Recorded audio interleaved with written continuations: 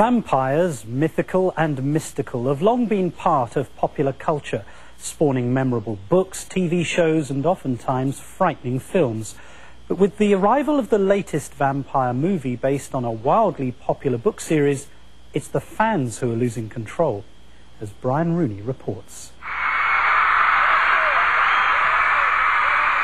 In Dallas tonight, screaming teenage girls filled a shopping mall just to get a glimpse of the little-known actors who will bring the story of Twilight to life on screen. And to get a movie poster personally autographed. Can I shake your hand? It was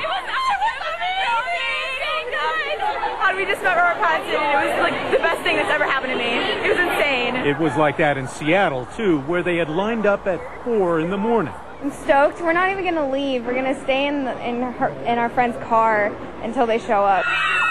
In San Francisco, as many as 3,000 screaming fans showed up for an autograph event where only 500 would be allowed inside. This event has been canceled. So riled was the crowd of mostly teenage girls that the crush got out of hand. Then the police and the fire trucks and ambulances came and nobody moved, so they just shut it down. Then they put the event back on.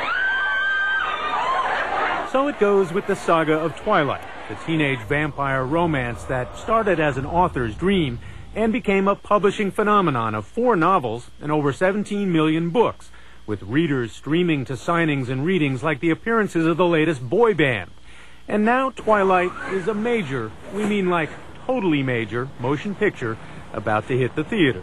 I'm so excited. I can hardly contain myself. It's the cutest love story ever. I feel like I'm in love when I'm reading it. The books and the movie are about an average teenage girl named Bella Swan in Forks, Washington, who falls in love with a 100-year-old vampire frozen in the body of 17-year-old Edward Cullen. How old are you? 17. How long have you been 17? A while.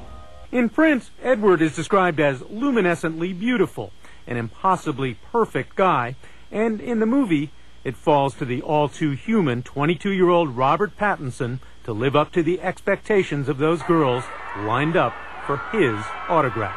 I put off the audition for ages because I just thought this is just so silly, and it's also arrogant and embarrassing even turning up for the perfect guy audition. I think I'm in with a chance. It's like auditioning for Mr. Universe. It's all the invention of author Stephanie Meyer, who created that average girl other average girls could admire, and Edward, the boy they could only hope for. I'm not scared of you. You really shouldn't have said that. All over America, teenage girls are swooning, and theater owners may be doing the same. I have a daughter who said Edward is the perfect boyfriend. I don't know that I agree with that. There's a lot of other characters that I think would be a little bit less work. But he is a gentleman, and that's such a rare thing now that I think a lot of girls are sort of taken by this person who is chivalrous and makes a lot of his decisions based on not what makes him happy, but what makes his girlfriend happy. This is fiction and Hollywood we're talking about here, but if his appearances on the press tour are any indication, the stylishly scruffy and British Pattinson just might have the stuff of the American vampire, Edward. People were so obsessed and passionate about the book that when there's an actual physical thing that they can touch from it instead of just only being able to connect with their imaginations. The dramatic tension of the story is that in the midst of one of those I can't live without you teenage romances, Edward has to fight the urge to drink Bella's blood and kill her. He really can't live without her, but he does. He restrains himself. You are my life now. He has this desire both to devour her with love and devour her literally. Literally, right. Well, that's what gives you the tension. It's that extra aspect where it's not just life or death because my heart's going to be broken. It's life or death as in you could die in the next 15 minutes.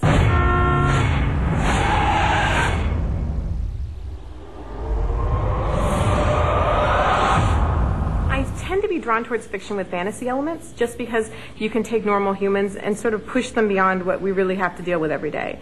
And so to have people who are by definition monsters who don't want to be monsters and the conflict in that, it makes for some really interesting stuff to work with. This just may be the moment when vampires get the understanding and appreciation they've always craved. 2008, the year of the vampire. Competing for attention is HBO's True Blood, a vampire melodrama set in a small Louisiana town where a waitress with telepathic powers falls for, we've seen this somewhere, a handsome boy who's a vampire.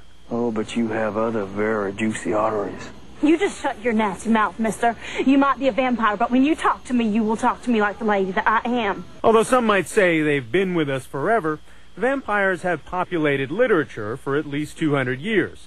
And if Bram Stoker was the father of vampires, Stephanie Meyer is the literary mother. How much research did you have to do about vampires? Barely any at all. I knew I was breaking the rules, so there wasn't much point in studying up about vampires and finding out what's right and wrong. I mean, they're fictional. I can do whatever I want. And in doing that, she also created a little world in which, amazingly enough, two teenagers in passionate love refrain from having sex. Teenage fiction these days, whether on television or even in books, kids in that situation end up having sex, and these two don't. Right, which is really a part of the characters as they exist in my head. Edward's someone who has a lot of gifts, but also really sees a lot of them as drawbacks, and he knows how dangerous he is, and he's always very, very, very careful around Bella because the last thing in the world he wants to do is hurt her, and because he's so physically dangerous, for him it's a huge deal even to put his arm around her because he knows that that's kind of a risk. If you couldn't fulfill your desires, then it would seem like an extraordinarily painful experience. But if you add to that the fact that your desires are to kill them, to kill the object of your affection, I think it just puts into a much more extreme scenario. But wait, there's more. 3 more novels, possibly 3 more movies of heavy-breathing romance and vampire violence. But in making this movie, Pattinson learned a little about what girls really like. Apparently, they like kind of old-fashioned virtues of, you know, opening doors and things, and just being a kind of gentleman, which I really didn't think was thought of as that attractive anymore. Apparently, it is. What they like is Edward Cullen, the perfect boyfriend. He is just like so hot. That was so awesome. I'm shaking. I couldn't even say anything, but it was amazing.